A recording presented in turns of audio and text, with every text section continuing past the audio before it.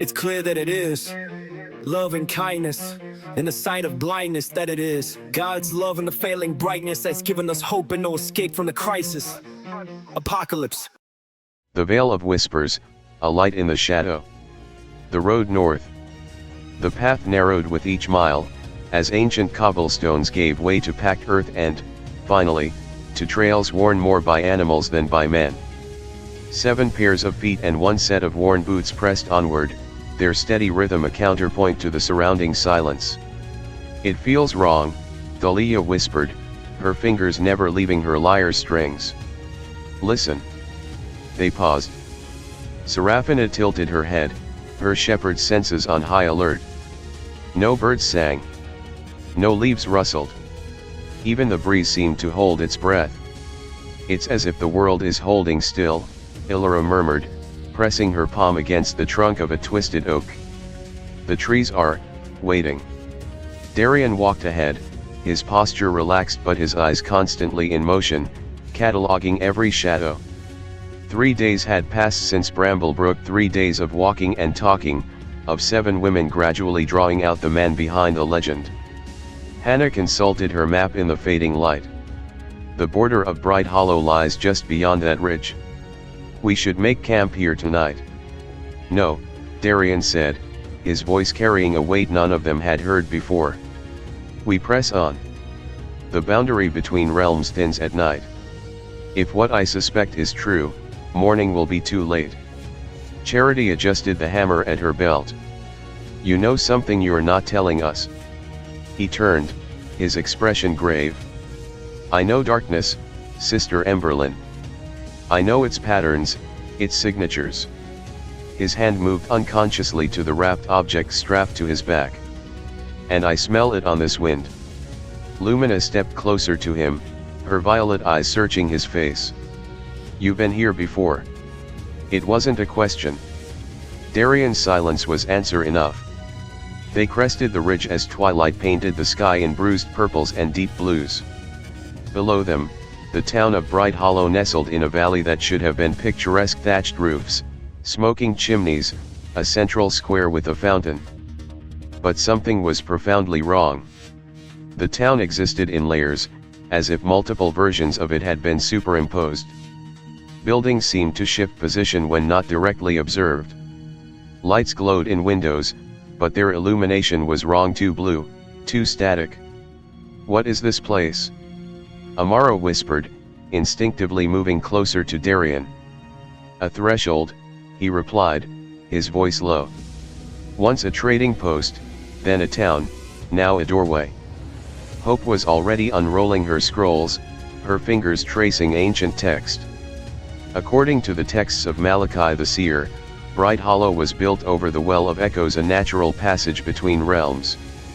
"The Vale of Whispers," Serafina murmured. Darian nodded. "We should approach carefully. The boundary may already be compromised." As they descended toward the town, the air grew thick and resistant, as if they were wading through honey rather than air.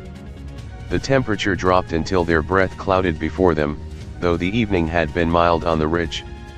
Thalia strummed her lyre experimentally. The notes hung in the air for an unnaturally long time, then faded with a sound like distant sobbing. "My music doesn't belong here," she said, her usual brightness dimmed. "None of us do," Darian replied. "That's the point." 3. The town that wasn't. The first houses they passed appeared normal at first glance: whitewashed walls, flower boxes, humble but well maintained. But as they looked closer, details shifted.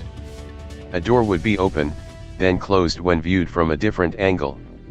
Gardens bloomed with flowers that shouldn't grow together, in seasons that didn't match. "People are watching us," Lumina said, her head turning slightly. "From the windows." They all felt it then, the pressure of many gazes, of focused attention. Looking up, they caught glimpses of figures in the windows, their faces pale in the strange blue light. "Hello," Serafina called out, her voice clear and strong. "We've come to help." No answer came, but the watching intensified. Charity's hand went to her hammer. "I don't like this." It feels like a trap. Many things that save us feel like traps at first, Darian replied. He unwrapped the cloth covering his weapon, a golden scythe, now glowing faintly in the gloom. We need to find the well. They reached the town square, dominated by a stone fountain. Once beautiful, it now stood cracked and dry. At its center was a statue of a robed figure, with arms outstretched and head thrown back. As they entered the square, the air pressure changed. The watching intensified until it felt like physical hands touching their skin. The statue's head moved. Slowly, with the sound of stone grinding against stone, it turned to face them. Its features were human but idealized, too perfect, too symmetrical. When it spoke, the sound came not from its mouth but from the air around them. The shepherd arrives with his flock, it said, its voice like stones grinding together. How predictable. Welcome to the town that wasn't. The ground trembled beneath their feet as windows around the square shattered inward. From the dry well at the statue's base, a darkness poured upward like inverted smoke, black but somehow visible. Coiling and uncoiling like a living thing. The statue's perfect face shifted, its features flowing like wax until they formed something ancient and terrible. The beautiful mouth stretched impossibly wide, revealing stone teeth that lengthened into fangs. Abaddon, Darian said, his voice steady despite the tension in his posture. I wondered when you'd show yourself again. The creature laughed, a sound that sent a flock of real birds flying from the eaves in a panicked flurry.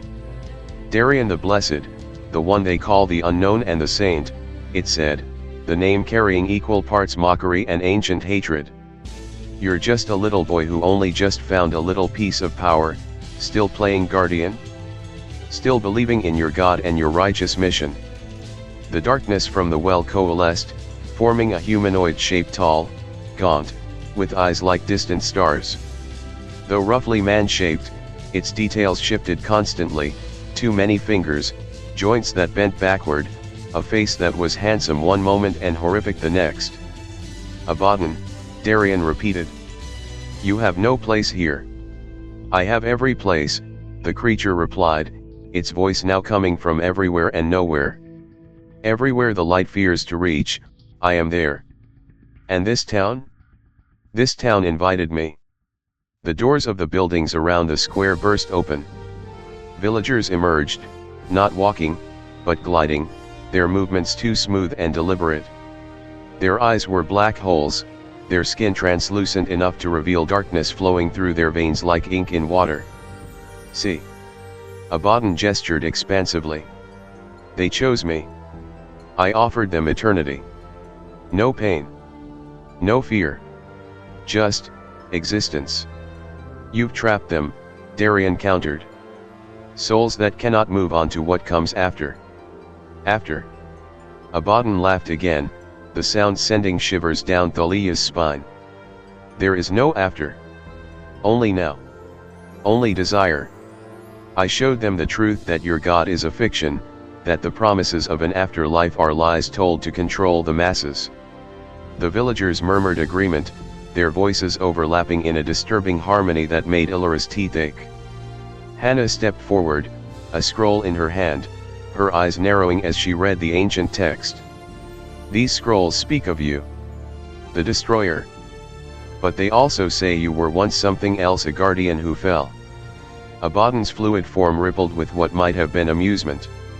Clever little seer. Yes, I was. I saw the truth when others couldn't bear to. Your God creates suffering, then offers salvation from the very pain he allows. A cosmic manipulator. The villagers around them nodded, their black eyes reflecting the sentiment. Darian unwrapped his weapon, fully a golden scythe with a blade that seemed to capture and amplify the meager light around them. The metal hummed with power, casting their faces in a warm glow. Enough, he said. Release these people. Or what? Abaddon mocked. Your little glow? Your borrowed power. As if in response, Darian's form began to emit a soft golden radiance. His hair seemed to lift slightly, as though touched by an unfelt breeze, and a faint halo shimmered into existence around his head. The villagers hissed, drawing back.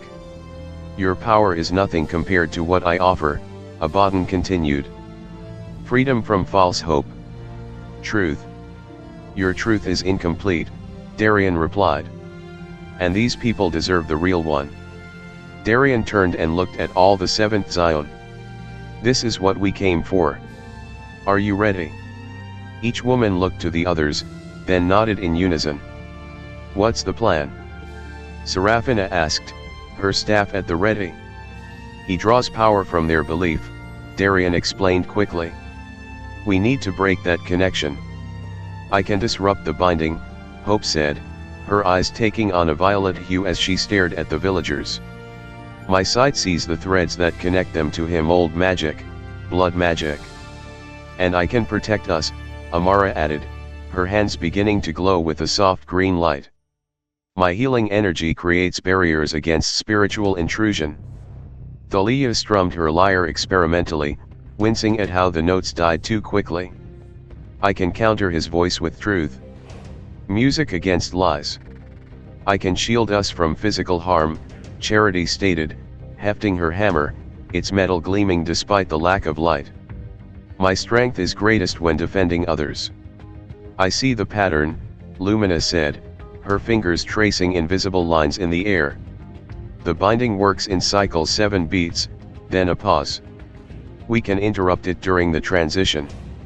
Illyra knelt, pressing her hands to the ground. "And I can provide a foundation, something real for people to hold onto. The earth remembers what the town has forgotten." Darian smiled. In this moment a new power emerges upon the saint, a new faint light forming a halo, slyly takes shape and formed over Darian, brightening his countenance in that instance, giving him courage. "Then we begin." As one, the seventh Zion closed their eyes, each accessing her unique gift. Seraphina's staff began to glow with an inner light, symbols appearing along its length, old Hebrew letters that shifted and changed. Amara's healing energy spread outward like ripples in water, touching each of her sisters. Thalia's lyre played itself, notes visible as golden sparks that hung in the air. Lumina's fingers wove complex patterns that hung in the air like ghostly embroidery. Illyran's connection to the earth sent visible green lines through the ground, pulsing like veins. Hannah's eyes glowed with inner sight, her pupils expanding until they consumed the iris. Charity stood like a bulwark, hammer resting on her shoulder, her skin taking on a metallic sheen.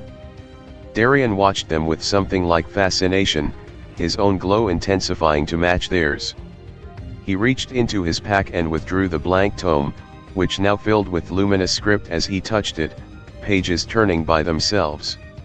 "My turn," he murmured. He removed the walking stick from where it leaned against his back, a gnarled, unassuming staff that seemed to drink in the light around it, its surface revealing intricate carvings only now visible. "Tree of life," Abaddon hissed, his form contracting with what might have been fear. "You stole from the garden." "I was given," Darian corrected. "There's a difference." What followed was not just a battle of strength, but of wills, of light against shadow, of truth against lies. Abaddon attacked first, not physically, but with a wave of despair that washed over them all. Images flooded their minds, failures, losses, moments of weakness and shame. Villagers fell to their knees, wailing. "See," he thundered, his voice inside their heads now. "Even your God has abandoned you. What kind of loving creator allows such suffering? Look at your lives: pain, struggle, brief joy followed by loss. This is all there is. Accept it. Embrace the void." But the seventh Zion stood firm, their powers creating a web of light around Darian. Seraphina's staff traced protective sigils in the air, each symbol pulsing with golden light. Amara's healing energy formed a dome of green light that pushed back the despair. Thalia's music countered the despair with notes of hope that physically pushed back the darkness. Luminous patterns revealed the falsehood in Abaddon's words, showing the mathematical impossibility of his claims. Illyra's connection to the earth steadied them all, roots growing from her feet into the ground below. Hannah's sight guided their movements, showing where Abaddon's power was weakest. Charity stood ready to defend, her hammer now glowing with heat. Darian raised his staff and scythe together. "The Lord is my shepherd," he began, his voice carrying an authority that made the very air vibrate. "I shall not want." The golden glow around him expanded, pushing back Abaddon's darkness like a physical force. "Impossible," Abaddon snarled, his form growing larger, more monstrous. "You cannot counter millennia of truth with ancient poetry." "Not poetry," Darian replied, moving forward. "Promise." The battle intensified. Abaddon commanded the villagers to attack, and they surged forward with unnatural speed. But Hannah had begun a counter-ritual, her scroll glowing as she read words of release in a language older than the town itself. Villagers hesitated, confused, their black eyes flickering between darkness and their natural color. Seraphina directed the others with hand signals, creating a coordinated defense. When shadow creatures, smaller versions of Abaddon, spilled from the well, Charity and her hammer stood ready, each swing connecting with perfect precision, sending the creatures dissipating into smoke. Thalia's music found its theme, a counter-melody to Abaddon's despair, notes climbing higher, more hopeful with each measure. Where her music touched the darkness, it sizzled and recoiled. Illyra connected with the earth, sensing the true bright hollow beneath the corrupted version, and began to draw that reality upward. Grass pushed through cracks in the square, flowers bloomed impossibly fast, and the dry fountain began to seep with clean water. Lumina identified the cycle of Abaddon's power, pointing out the moments when his concentration faltered. "Now," she called, and Charity struck at a shadow creature that had been about to flank Amara. Amara moved among the villagers, her healing touch breaking individual bindings, freeing them one by one. Each person she touched shuddered, then fell to their knees, black mist rising from their skin. And Darian advanced on Abaddon directly, his staff and scythe moving in patterns that matched the words he spoke. "As I walk through the valley of the shadow of death, I shall fear no evil, thy rod and thy staff they comfort me." With each verse, his glow intensified. His halo expanded, becoming a full corona of golden light that pushed back the unnatural twilight. Abaddon fought back, hurling shards of darkness, manifestations of all the world's pain and doubt. They took forms: a child's funeral, a battlefield strewn with bodies, a betrayal, a moment of utter despair. But they dissipated against the combined light of the saint alone, yet he had also the seventh Zion, he was their champion.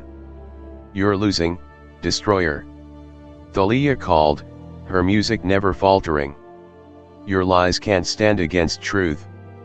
Abaddon turned his attention to her, and suddenly Thalia's lyre strings snapped. "Your music is just noise covering the silence of a universe that doesn't care." Thalia faltered, the golden notes fading. For a moment, doubt crossed her face. But then Seraphina was beside her, staff glowing. "The Lord hears all songs, even those we cannot." She touched Thalia's lyre, and the strings reknit themselves, glowing with inner light. "Play, sister," Seraphina urged. "Play the song of hope." Thalia's fingers found new strength, and the music soared, pushing Abaddon to a breaking point. The climax came when Hope completed her ritual, her scroll now floating before her, the text burning with inner fire. "Now," she called, her voice carrying the weight of prophecy. "The cycle breaks with the seventh note." Seraphina signaled, and the seventh Zion moved in perfect concert. Amara expanded her healing circle to encompass the entire well, green light pulsing outward. Illyra reinforced the connection to the true earth, grass now growing up through the stones of the square. Lumina disrupted the binding cycle with a complex gesture that left glowing after images in the air. Thalia's music reached its crescendo, the notes now visible as golden birds that flew at Abaddon's form. Charity stood ready to defend against counterattack, her hammer creating a barrier of force. Hannah maintained the side of truth, her eyes now completely violet, tears of effort streaming down her face. Seraphina coordinated them all, her staff tracing the final sigil in the air, a perfect circle with 7 points. Darian, seeing their preparation, raised his scythe high. The blank tome floated before him, pages turning by themselves, words glowing like fire. The text matched the ancient Hebrew on Seraphina's staff, completing a circle of meaning. Abaddon, he called, you were once a guardian too. Remember your purpose. The creature writhed. Lies. I remember the truth. The truth is that existence is pain, that light is temporary, that darkness is eternal.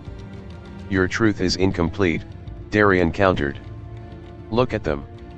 He gestured to the villagers, many now breaking free of the darkness, eyes clearing, looking around in confusion and dawning hope. They choose light, even when it's harder. That's faith. That's hope. No. Abaddon expanded, trying to envelop Darian in darkness. I will show you the truth of oblivion. But Darian stood firm, his golden glow now so bright it was painful to look upon directly. His halo expanded outward, touching each of the 7 virtues, connecting them in a circle of light. Each woman felt a moment of perfect understanding, as if she could see through Darian's eyes, feel his purpose, share his burden. The scythe came down in a perfect arc, slicing through the darkness. I am not alone, Darian said softly. Neither are you, my sisters.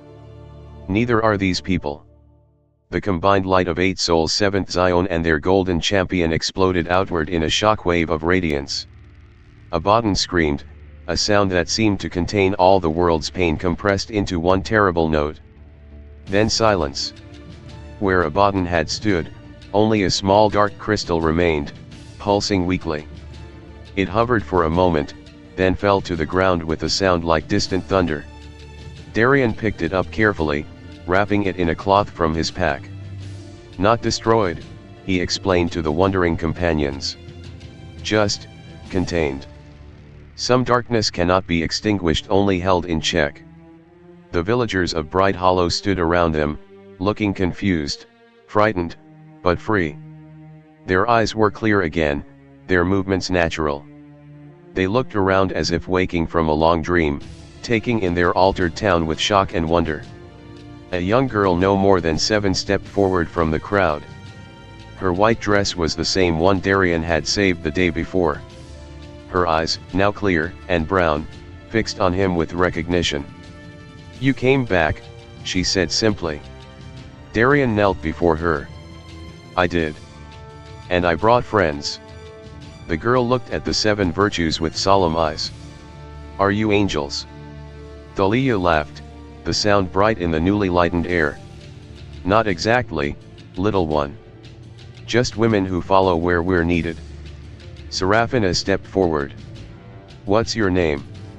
Lily, the girl replied. Will the shadows come back? Charity knelt beside Darian. Not if we keep watch. Not if we remember what light feels like. As the villagers gathered around, offering thanks, Darian stepped back, allowing the 7th Zion to receive the gratitude they deserved. He watched with a smile as they interacted, Thalia entertaining children with a quick song, Amara tending to those still weakened, Illyra coaxing plants back to life in the town square, Lumina reassuring the fearful, Charity standing guard, Hannah recording the events in her scrolls, and Seraphina organizing the recovery efforts. That evening, as they made camp outside the now liberated town, the 7th Zion sat around a fire that Charity had built with a touch of her power. The flames burned blue-white, pushing back the unnatural darkness that still clung to the edges of their camp. Darian sat apart, examining his scythe in the firelight. The blade no longer glowed, but a subtle warmth emanated from it. The 7th Zion approached, sitting in a semicircle around him. You never told us about the staff, Lumina observed. From the tree of life. Darian's smile was slight. Some secrets need to stay secret until the right moment. Like the fact that you're not just a wandering warrior, Hope added, her eyes twinkling as she looked at her scrolls. The texts speak of a guardian blessed by the highest light. a man who walks between worlds, neither fully of heaven nor earth. I never claimed to be anything more than what you saw, he replied. Seraphina studied him, the firelight catching in her ember eyes. The Elder Scroll. The golden glow. The halo in battle. You're more than a warrior. Darian looked at each of them in turn. The 7 women who had followed him, fought beside him, trusted him without fully knowing him. I'm a guardian, he said finally. Like you. Different methods, same purpose. Different methods. Charity scoffed, but there was no real challenge in her tone. You turned into a walking sunrise back there. Thalia strummed her repaired lyre. Do you know, I think we've all been waiting for you. Not consciously, but I've been writing songs about a golden warrior since I was little. Never thought I'd meet him. Perhaps, Darian acknowledged, we were all led to each other. I didn't know I was anything special, I didn't even know much about my powers, they sort of just happened. As for my items, a few lucky chance encounters, and as for my weapons, I got very lucky with my first drop. What can I say? He just called me saint. The blessed laugh out loud. Illyra touched the ground beside her, coaxing a small plant to grow. The earth knew you were coming. I felt it. Amara nodded. And I felt it in my healing sense, like a wound that needed closing. Hannah adjusted her spectacles. The stars have been pointing north for months. To you. Luminous fingers wove a small pattern in the air. Time bends around purpose. Yours and ours have been moving toward this moment. Darian looked at Seraphina last. She had been quiet, watching him with those amber eyes. And you, he asked her. What does your wisdom say? She smiled, the same gentle smile she had shown the villagers. That sometimes the journey is not just about where we're going, but who walks beside us. Darian nodded slowly. I usually travel alone, he said finally. Well, Lumina replied, it's a big world. No reason to keep it that way. As the fire crackled, Darian found himself surrounded by the 7th Zion's women, each with a different reason why he should let them accompany him on the road ahead. I have dangerous work, he protested weakly. Looks like we do too, Seraphina countered. The Lord guides our steps. We don't know the true dangers we all face, we still don't know everything that is going on. And to that crystal you collected, Hannah added. I sense potential in it. Not just darkness. Darian looked at each of them in turn, all the 7th Zion who had witnessed his battle, and found in it a revelation, that sometimes, the greatest light comes not from those who seek to shine, but from those who step into darkness simply because it is right. For the first time in longer than I can remember, he admitted, I'm starting to think I might need help. Thalia grinned. Well, whatever you are, you fight pretty well for someone who usually travels alone. I might need to reconsider that strategy, he acknowledged, looking at their faces in the firelight, each unique, each powerful, each now bound to him by shared purpose and growing friendship. As they settled in for the night, the 7 virtues talked quietly among themselves, reflecting on the battle, on Darian's revealed nature, on how their journey together had changed them. And across the fire, Darian watched them, his golden glow dimmed but present, a quiet promise that their paths would continue to align, that together they would face whatever darkness came next. For the first time in longer than he could remember, Darian felt something like hope swelling in his chest. He was no longer alone on his mission.